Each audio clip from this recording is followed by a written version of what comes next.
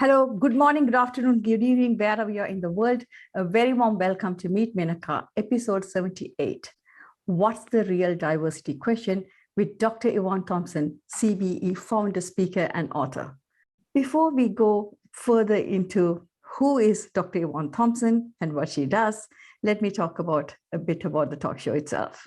About Meet Menaca, we invite experts in various fields and feature real people sharing real stories. It's a vibrant 90-minute multicultural online talk show to celebrate each and every one of you. It's a free event.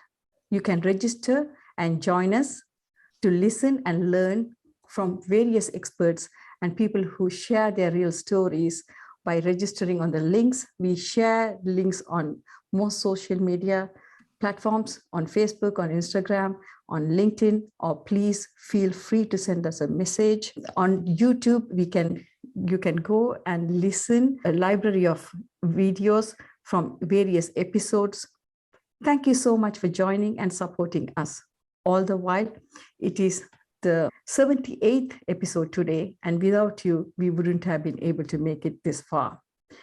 And before I go into the subject, a kind request for you to support us and subscribe on our channel, YouTube channel, Meet Menaca, to make a bigger impact across the globe. Coming back to the subject, why are we talking about diversity and what is the real diversity question? Understanding and promoting diversity is almost the first step to true inclusion and acceptance. We spoke about this at various episodes with different speakers through contacts and communication and taking the time to understand people who are different from ourselves. We can learn how we can relate to them, how we can live together with all those differences and embrace those differences in a positive way and not make that as a barrier. For me, diversity is meant to be enriching each of us. So the bigger question today is, what is it making us still tackle these problems? Why are we still talking about diversity even now?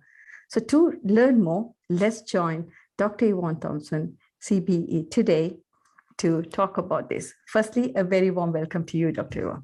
Oh, thank you so much. Thank you so much. I've been hearing so much about your events, but this is my very first time that I'm attending, and I am very surprised. It's wonderful. Thank you so much for inviting me. Thank you so much, Dr. Yvonne. It's such a privilege and honor to have you. I got to know Dr. Yvonne in around 2018 for the first time. Dr. Yvonne might not be even aware that I know her from that long. We belong to the same networking group. And then I went as a speaker and she was hosting the platform on that day. And, you know, as they say, the rest is history. Dr. Yvonne Thompson is a diversity powerhouse who has not only sat on several boards, but she took her passion for supporting women globally one step further when she founded WinTrade Global Network. And I strongly advise everyone to look it up. A network that spotlights, celebrates, and profiles thousands of women in business every year. A successful author, Dr. Yvonne has a lot to say about women's journeys to the boardroom, based on her own experience and that of a vast network. Her book, 7 Traits of Highly Successful Women on Boards, promotes the path to greater gender diversity in company boardrooms.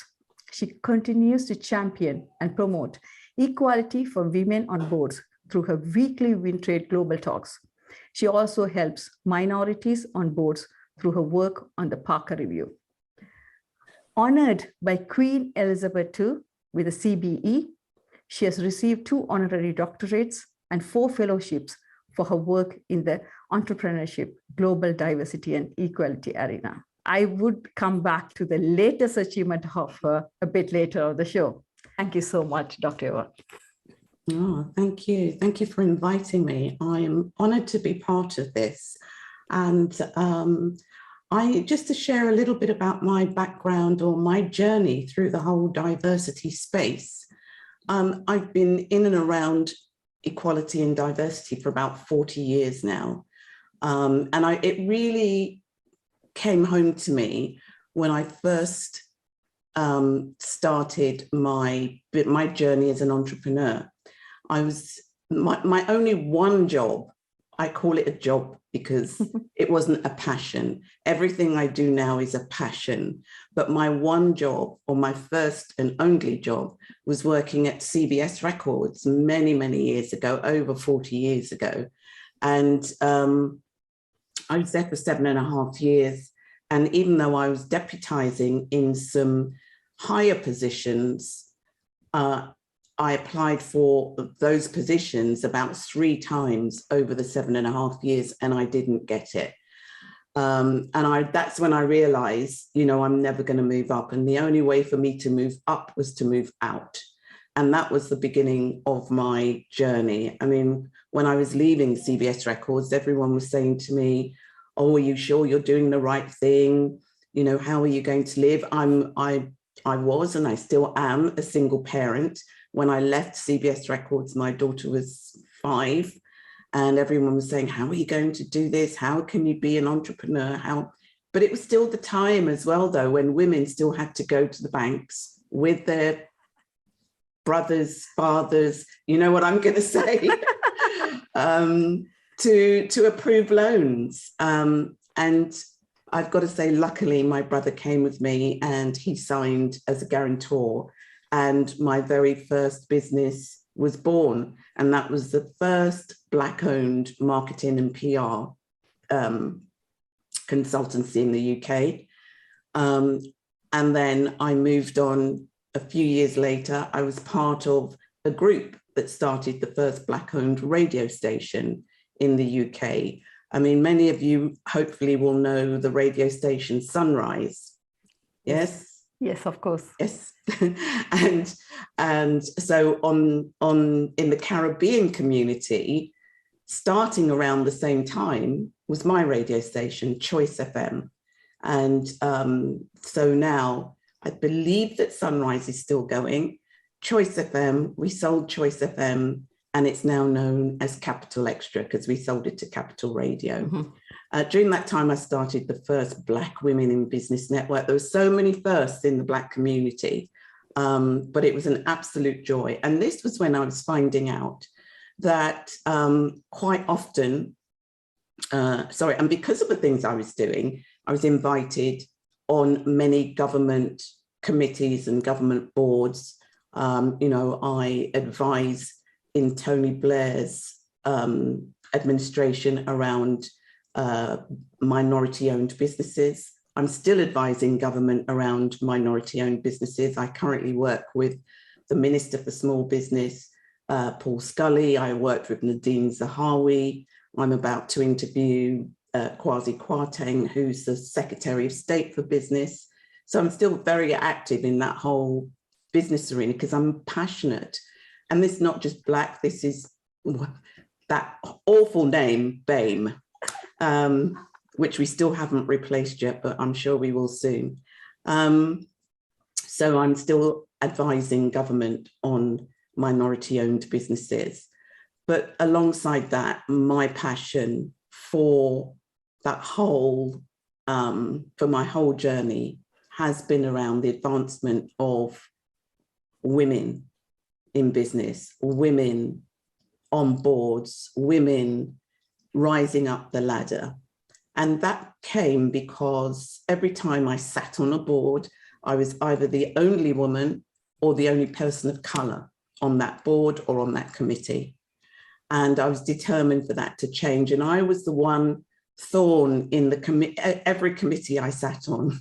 I was the thorn in their side that was always asking, well, what about, where's the equality? Where's the diversity? Why aren't there more women? Why aren't there more people of colour?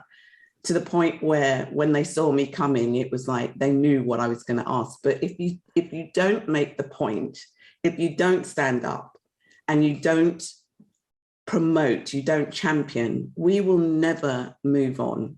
You know, they're not, this whole thing, they're not going to give it to us. We have to take it. We have to earn it. We have to show we deserve and that we can do just as well as our white counterparts. We cannot sit back and wait for people to give things to us. I'm sure many of you on this call already know that. So everybody coming together and playing their own part, and we move forward together, is when we will make a change. So I'm still surprised, even now, that we're still having to talk so much about equality and diversity. The women's issues has moved a little bit of a pace because of the Davies report, and that's nearly 10 years old as far as women on boards are concerned. But the real question is, where is the diversity on boards? We've got the women, we've got the gender, but where is the intersectionality of race? We're still lacking when it comes to people of color on these boards, on the FTSE one, even the FTSE 350 boards. From there upwards, we don't really see ourselves represented. And I quite often ask people, how would you feel if you walked into a boardroom and you were the only white person in that boardroom? You cannot even compare it as to how I might feel, or any one of us might feel, when we walk into these boardrooms and we are either the only woman or the only person of color. So for me, we still have a really long way to go. For me, certainly from the Black community, the biggest movement has been within the last 2 years. And I'm sure you all know what I'm going to mention, the Black Lives Matter. All of a sudden, everybody was sitting up and taking notice. And even then I was wondering, how long will this last? In the UK, I'm not sure how many of you are in the UK. Quite a few of them are from UK, but they're on the platform from Canada, from India, from Sri Lanka, from US. Yeah. So for us, or certainly within the Black community, it's been the Black Lives Matter. And even then, I was saying, quite vocally saying, today's news is tomorrow's fish and chips paper. And if you're from the UK, you might know that saying. And, I'm not far wrong, because all that excitement that happened about 18 months ago, or however long it is now, it's beginning to die down. But what we have to realize, whether we are, thank you very much, Rath, the end, I think is how I say that. So even though there's been a lot of movement, I think it's already beginning to slow down. And if we are not pushing it forward and making sure that these things are kept highlighted and in front of the media, in front of the corporates, then soon enough it will all fall back. Sure. The gender agenda, certainly from the white women's perspective, has been able to keep that movement or that momentum. But unless we all act together, we're nowhere. I'm not sure if you've got some questions for me. I can keep talking. Yes, I am going to ask some questions. I was about to interrupt because I have a lot of questions to ask. Right. For people who are not from the UK, BAME or BAME, what Dr. Yvonne mentioned is Black, Asian, ethnic minorities. So just to highlight that what Dr. Yvonne mentioned. The first question, I think you covered partly. We are talking about the diversity today. So what is the real diversity question as an expert, in your opinion? Well, for me, the real diversity question is how much the mainstream are willing to understand. How much are they willing to give? How much are they willing to learn? Because until, I always say that you can't experience or you can't know what inclusion is unless you've been excluded. Unless you know what exclusion is, you can't know what inclusion is. I love that line. I'm going to borrow that. Please do. And I'm sure I borrowed it from someone else. And also, something else I borrowed. I won't claim all these great sayings are mine. You can't heal it if you can't feel it. And that's definitely the case, because most of the people that we're talking about who do not really, as far as I'm concerned, will never walk in our shoes, will never really and truly understand what it is we're facing, are, again, another awful saying, male, pale and stale. But that doesn't exclude white women either. I love that. We, a while ago, through Wiki, there's another organization I interviewed, Raj, and many of you know, about the same question. It is there on my YouTube channel. Someone can share that link if you want to hear. The truth is, I really like you mentioned about English women as well, Dr. Yvonne, because the truth is, it's only 12% women on the top, even amongst the so-called claimed privilege when it comes to women. And I'm really glad you mentioned that. Well, when we talk about women on boards, again, you may well know that the majority of women on boards do not include women of color. And quite often the women on boards are related to the men on those boards. And quite often the women on those boards hold 3 or 4 board positions. So there's no room to share. I think they call them the golden petticoats or the marzipan layer or some, there's all these different, names for them and labels for them, but they are usually the privileged, and they are the wives, the daughters, the cousins. They're related, good friends. It's still that inner circle. Yes, I don't want to go into the political arena, but we don't have to go too far into know that and witness that, and it's all there to be seen and heard, isn't it, Dr. Yvonne? When you talk about equality, you mentioned equality. What do you mean by it?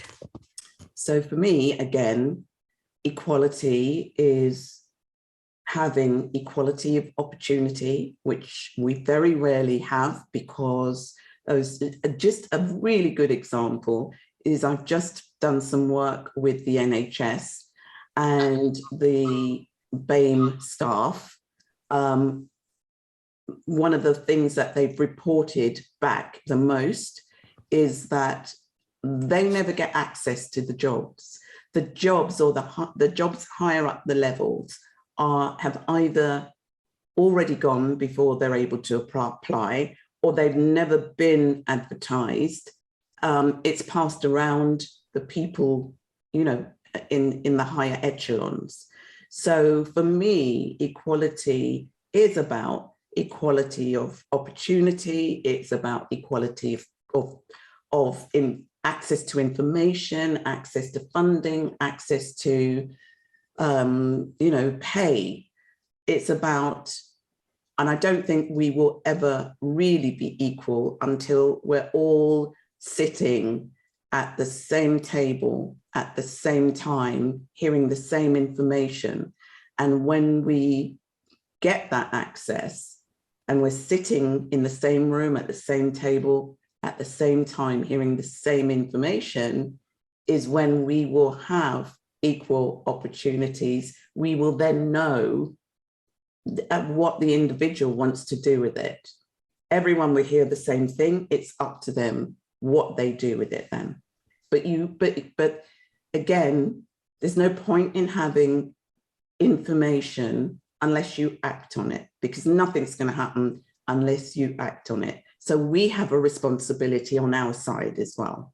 I couldn't agree more, Dr. Yvonne. I think there was a study that I'm sure you will be knowing in Europe about ballet. They did this study, and according to the shoe noises, even that kind of made a difference in the way they chose people. And when they took that factor away, suddenly there were, many more people included.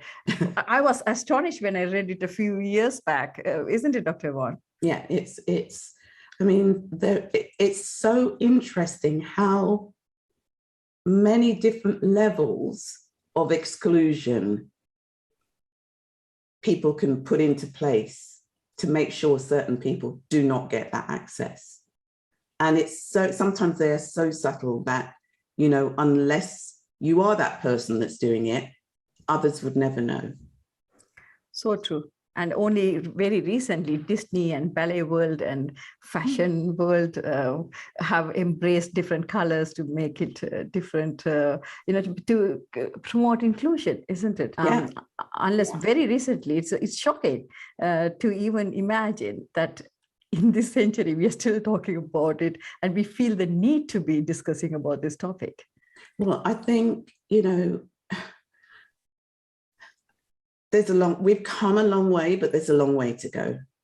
And until we have to keep having these discussions, we have to keep sharing our knowledge, we have to keep working together, and we have to do something about it. Because if we do not stand up, or if we have these microaggressions that are often in the workplace or in everyday life, if you do not call it out, if you do not, I'm not saying, have a row or be angry, but there's subtle ways of calling things out. And if you do not call it out, it's almost like you're giving permission.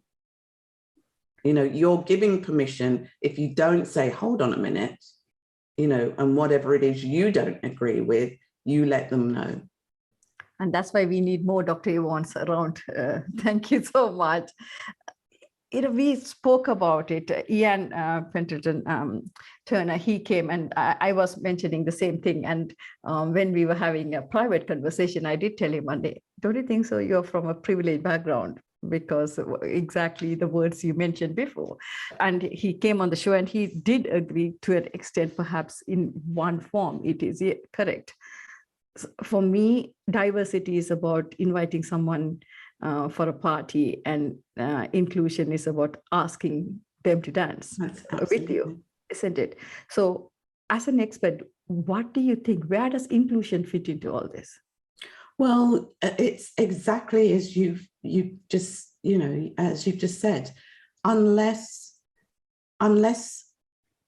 it's fine companies saying, oh, we've got a great strategy, or we've got great policies, and we've got this in place, we've got that in place.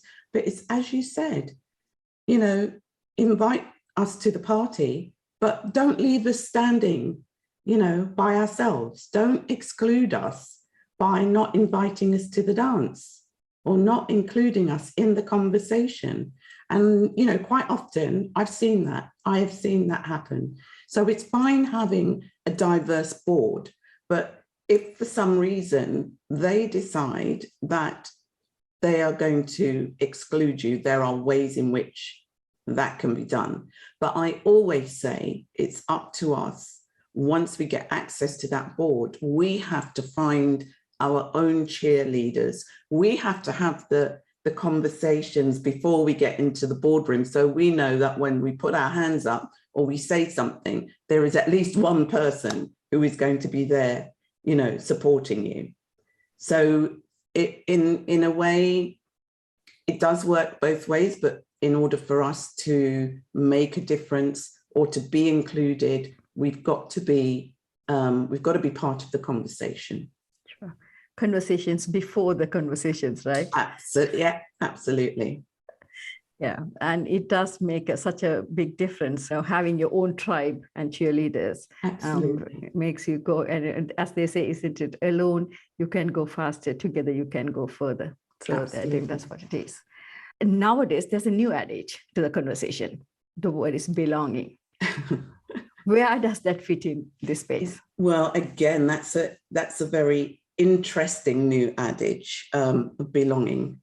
And it's almost the same as inclusion, because you've got to feel that you belong at that table. You have to feel that you are part of that group. You have to feel you're part of the conversation, you know. And again, it's just how these organizations, these companies, these networks, it's just about how they open the door. It's, as I said before, it's fine being invited in, but if you don't feel like you belong there, if you don't feel that you can bring something to that party, if you don't feel that you have to take off your culture coat at the door to feel belong. I mean, the other day there was a black policeman, and it was the saddest story. I don't know if anybody saw it on ITV, Good Morning Britain. When he first joined the police force, he allowed his police friends to put white boot polish on his face. And when he was asked, why did you ask that? He said that was the only way that he felt that he belonged, or he could feel that he was welcomed. Now that is just so, you know, I mean, I think I would rather leave the job than have that done. But, you know, it's different strokes for different folks. But I wouldn't go that far to feel I belong if they weren't making the effort to make sure that I felt like I belonged. So the difference is, yes, you're included. There's all these things. There's the diversity. Yes, you know, they start bringing people of color. There's equality. Yes, they start putting us at the table. There's the inclusion. Yes, they invite us, or we're part of the conversation. But belonging is when you are there, you feel you're part of whatever that conversation is, and you feel you can contribute, you know. Yes. And I'm sure before long there'll be another adage. I'm sure it is the unspoken words, unspoken gestures, isn't it? That's what it is. And, you know, I'm sure my audience has heard me talk about this before. It is about being able to retain your own values and characters and being accepted for who you are. Actually, the best thing I have heard about that is between the smoothie and the fruit salad. And most of the time you want the smoothie because you just want everybody to be the same, which we are not. And that's what that policeman story denotes, really. You know, they wanted him to be looking as exactly the same like everybody else. Whereas fruit salad, you can still retain the characteristic of each fruit and blend together and still make something beautiful. And sure. I think that that's the biggest difference. Hopefully, like you said, we have definitely come a long way, but there's a way to go. Most definitely. And I think, you know, it's certainly not going to be solved in our generation. So we have to make sure that future leaders in our community picks up that mantle for us on the way as well. Because, you know, if you think about it, the generations, more and more generations are now being born in this country, probably feel a little bit more aligned with the Indigenous population up until they get to a certain point in life, or up until they get to a certain position within their company. Because when you start vying for the top, that's when you will really start to feel and know the difference. Totally agree. Totally. Dr. Yvonne, so I know you have been in this space for over 40 years. That's a long time. During that time, what difference have you seen? We have spoken about how far we have come. Yeah, we've covered that a little bit. As I said, you know, I remember being around when there was the Commission for Racial Equality. Then that moved from race to equality and diversity, which then brought in a much wider stream, or the 9 streams, whatever it is, you know, everything into that whole equality and diversity space. But I've got to say that, kind of going back to the Black Lives Matter, yes, we've had, certainly from the Black community, yes, we've had the race riots, we've had the strikes, we've had the marches, But the thing that has made the most difference was the Black Lives Matter. And, you know, I think what we've got to realize as a minority community, as people of color, we have to realize that, you know, that was not a moment, it was a movement. And we've got to keep that movement in play.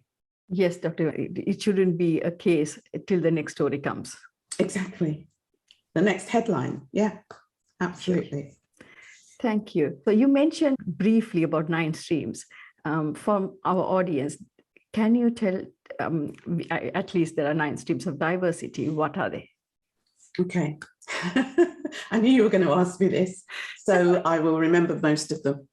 Of course, there is race, there is gender, there is religion, there is sexual orientation, there is, I want to say single parents, but that's not the right phrase for it, but it is about single parents. Then there is abilities or disabilities. And I'm going to have to get help with the last 3. Age. What else? Come on, audience. Your turn. Your turn. I can't remember what the other 2 are. We will look it up. Yeah. It's all about belief systems. But again, you know, it keeps getting added to. So I'm sure since I've said 9, there's probably at least another 1 or 2 quite easily. Sure. Thank you. Which ones do you support, really you're passionate about, and why?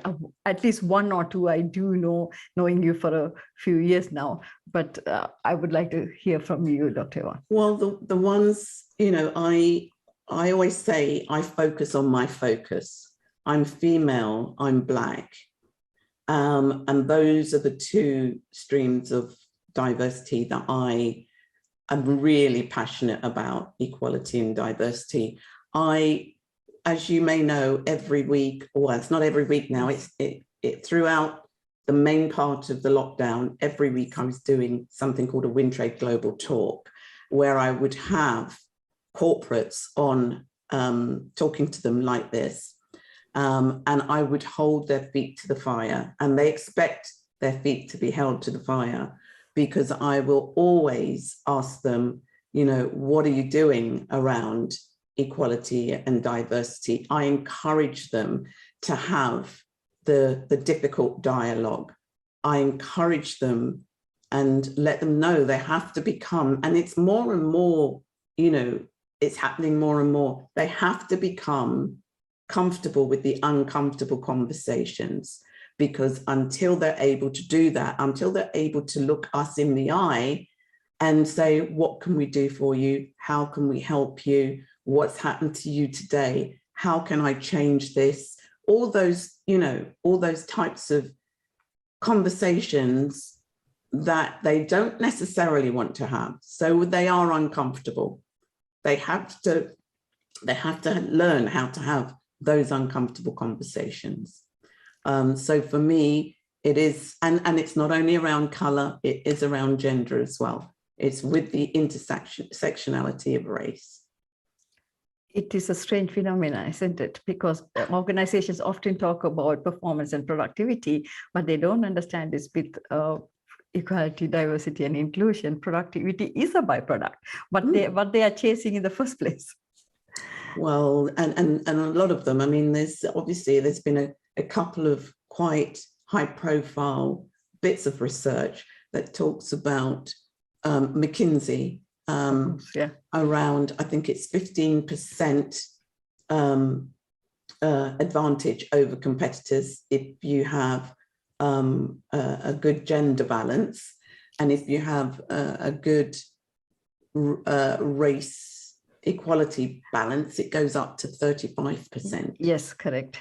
And then I'm sure it goes up further. Up to 41%, I think. Altogether. Yeah.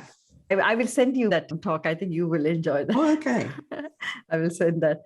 Yes, and it is, I think it's people like you who make them realize or understand these things, I guess. Coming to the point, what should organizations be doing to achieve this equality, diversity, and inclusion, in your opinion? Because you have come across a lot of corporates and board members in your professional life. So what would that be? Well, to a certain extent, I've answered that question. I've gone ahead of myself a bit, in that the sooner that these organizations are able to, think more closely and be authentic about, business resource groups or employee resource groups, or ethnic minority networks, or all of those things that they all seem to be picking on, but not really knowing what to do with them or how to do them. And the sooner that they either get that good advice, and quite often they don't get that advice from the people that they are supposed to be serving. They go out and they get advice from so-called equality and diversity experts who just happen to be already included. Exactly. So, they need to be bold. They need to be brave. They need to, step outside their comfort zone. They do need to have those uncomfortable conversations. They do need to have the difficult dialogues. They do need to have, I would say, a lot of them, 360 mentoring, where the guy at the top talks to somebody at the bottom so they can understand what ordinary people are going through. They do have to, a lot of the companies have CSR departments, corporate social responsibility. And I think, it's fine having corporate social responsibility, but they also need to have what I call PSR, personal social responsibility. Because until, it's fine having the corporate, but if you've got somebody in charge of corporate social responsibility who doesn't feel the same, they're only doing it because it's a job, and if they don't have that personal investment, it's never going to work. Sure. And also charity begins at home, right? They have to Absolutely. look very closely at home first, in their organization, before how they are fixing the world with their social responsibility. I like the fact that you said at a personal level that you should bring people in who can do that. So what can be done on a personal level to make this world more inclusive, I guess? That's what I'm trying to ask you. I think it's down to the individual. Everybody has something that they can add personally or that they can give personally. So until, people really, as I said, that until they feel it, they can't heal it. So it's really understanding the people within their organizations, the people within their networks, or whoever it is that they are, that are their audience, their target, whoever. So for me, it's really important for everyone to bring their culture add. I call it a culture add to work, because again, that adds to the bottom line of the company. So it just really depends on the company, and it depends on the person. Again, according to McKinsey, what you referred earlier, when people start at the bottom level, that was about women, but I'm sure it is for the all sort of diversity, it is almost equal. But however, as you climb up the ladder, absolutely, and then this variability becomes more visible, and so that's what we have to tackle, isn't it? What is changing as they're climbing up? Well, this is what I said earlier on. It's great us having all these millennials and all these Gen X and all these fancy names who think that they, you know, some of them will say, you know, my best friend or some of my best friends are Black. But if they're in the same organization and they are moving up the ladder at the same point, at some point, the person who is white is going to move up further. If, you know, the person who is Black moves up, they're not there for very long. They're not there for very long. And that is when you really know how much that person is your best friend, because his life, his promotion, his pay rise, all the things that make him will become a priority as compared to his friend. He might be his best friend now, but you know, when they start to move up the ladder, it's going to go that way. Yes, and I think even within the same community, that's the issue, isn't it? People like us. I think it is inevitable unless until you are actively doing something to change it. And that's what you're doing. I know you're very passionate about all these things. So can I ask you, what's your plan for the next 5 years in this space, Dr. Yvonne? Well, my plan is to keep doing what I'm doing and push even further. You know, as I've as I've earned various titles and awards, I use them to make sure, as far as I can, that I can push this whole equality and diversity issue and space forward. And I intend to keep doing that.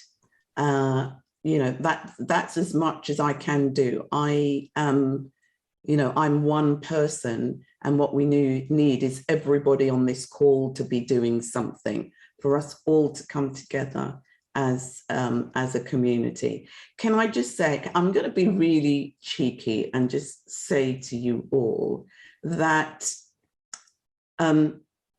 my heritage, my grandfather and my father, well, my grandfather was originally from Calcutta, and my father is Guyanese Indian. We're Guyanese. So I don't know if that's East Indian or, no, it's not West Indian, I don't think. I think it's East Indian as far as my knowledge is limited. Don't quote me on that. So I do feel, well, I kind of feel at home with you all. So I know I've got I've got the essence of, you know, the community online at the moment. And I do say that what I would love to see is, you know, more of the African and Caribbean and the Asian community work. I mean, that would be such a powerhouse if we could work more closely together. You know, I think the UK wouldn't know what hit them. I'm sure the day is not too far long. I hope not. It's going to happen. I had a question in mind, but before that, I'm forced to ask this question. Each one, you called out for each one to do something. What would at least 3 things individually everyone on this platform or hearing us on Facebook or later on YouTube can do to promote this? I think as far as equality and diversity is concerned, as I said before, there's so much right now, microaggressions that are becoming apparent. As soon as you realize that, you know, someone is being that way, you have to call it out. You have to correct them. And sometimes it's not necessarily about them meaning to do it. It might just be, and maybe I'm being quite generous here, but it might just be because of their ignorance. You just need to correct them, because if you do not, you are giving them permission to do that again, either because they don't know what they're doing is wrong, or if you don't say something, they'll say, oh, okay, that's fine, I'll do it again, you know. So that's one thing. I think it's more about, as I've just said, coming together and being seen to network and work together as two communities working as one. I think that would be so powerful. That's from my point of view. And the last one is about women. We need to hold hands and move forward, again, around just supporting each other. It's all about support. I mean, this is a great platform, and it would be great if I could bring, some of my wind trade people to this platform. It would be absolutely amazing. That's a promise, Dr. Yvonne. I will speak to you about it later. And I love the way you said it, because you don't know what you don't know, isn't it? What the eyes cannot see what the mind doesn't know. I think most of the time, very few people do it wantedly, but they are not aware of things. Mm-hmm. They don't even know that they're excluding people unless until they have been in those circles. And I think that's where your work becomes important. Yes, I agree with that. Now, I'm just going to talk about something that I wanted to talk about earlier on. I know you have been decorated. Congratulations, first of all. You have been decorated with the CBE, but you had now a recent decoration to continue this equality, diversity, inclusion cause. Would you like to talk about this and tell the audience what is that all about? Oh, so a couple of days ago, on the 15th of this month, it was announced that by royal appointment, I am now a Deputy Lieutenant for Greater London. So I'm not sure how many of you are aware what that means, but it basically means I'm now, anytime any of the royals visit Lambeth, or it could be any part of London, but mostly Lambeth, that I am part of the escort that will kind of make sure that everything is looked after for them, welcome them when they arrive, wherever they're going, and just generally look after them out there. So another great honor. And it's even more great honor that it's happened during the Jubilee year. Huge congratulations, Dr. Yvonne. Very well deserved, absolutely. And I think you have got that title in a very demanding time. So all the very best for you as well. Thank you.